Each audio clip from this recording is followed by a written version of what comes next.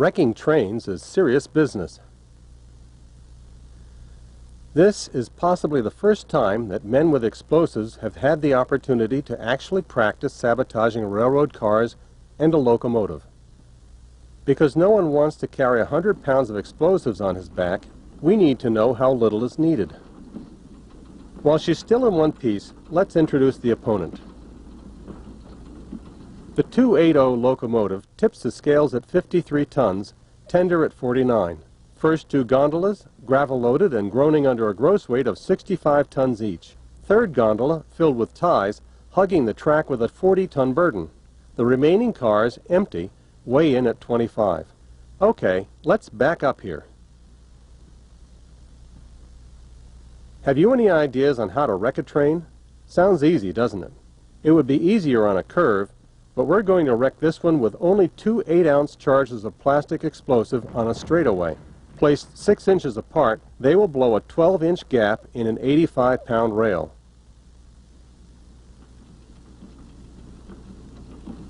That's strange. Nothing happened. Hardly got a bump out of it. Let's take a telephoto look in slow motion. We would call this 12-inch gap a railroad chuck hole.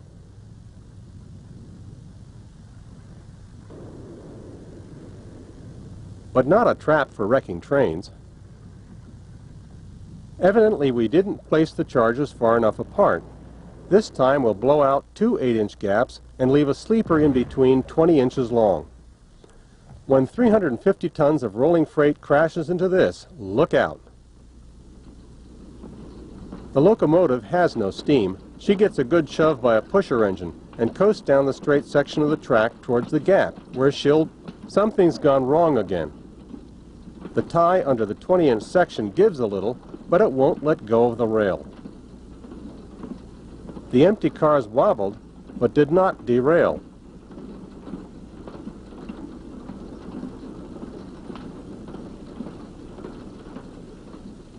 So we'll knock out that 20-inch sleeper. With a 36-inch gap, she'll go caboose over engine.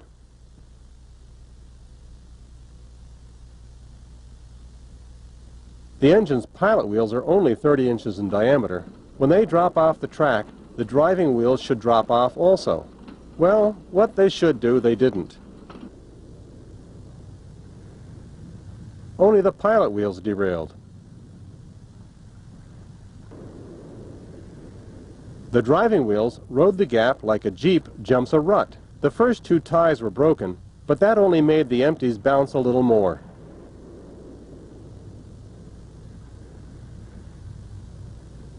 The 36-inch gap should have done the trick, but what we really need is a gap in both rails. So we'll take a 30-inch section from each track.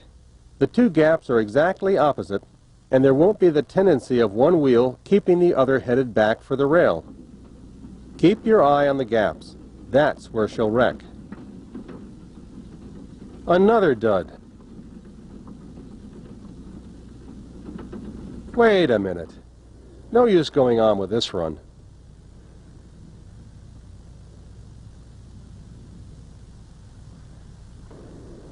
Not one single wheel derailed, not even the pilot wheels.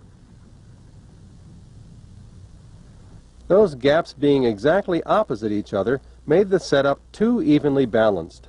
This time they're staggered with the centers offset 15 inches. Now the wheels will get a twist and decidedly bear off to one side or the other. The gaps can't be seen from here, but it's at the same point.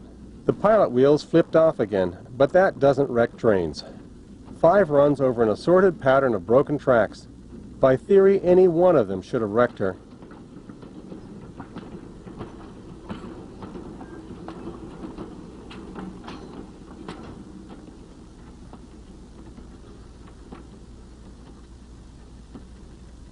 But there's one fact that we positively know. No train can float over a 58-inch gap.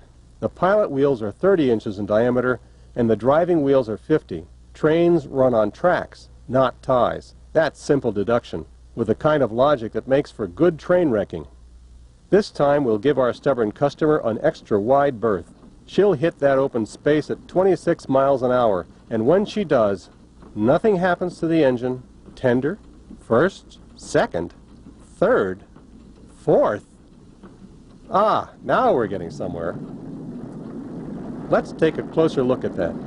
Running light, the wheels bounced right off the track, but those are the empties. The loaded cars are still on the track. These cars really hang together.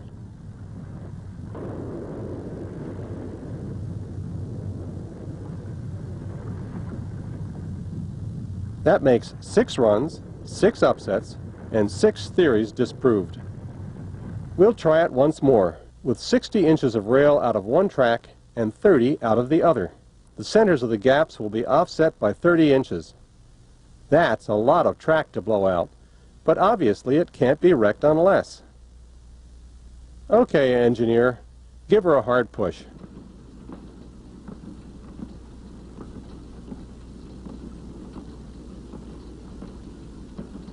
Here she comes, and there go the cars.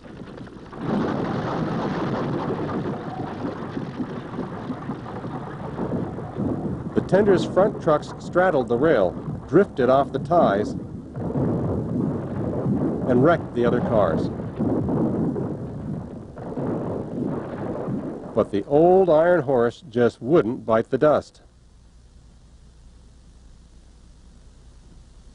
We now have a better understanding of why efforts in subversive warfare sometimes fail. By these tests we have proved that wrecking engines is not easy. To minimize the uncertainties of success in the field, the Office of Strategic Services intends to continue experimental operation.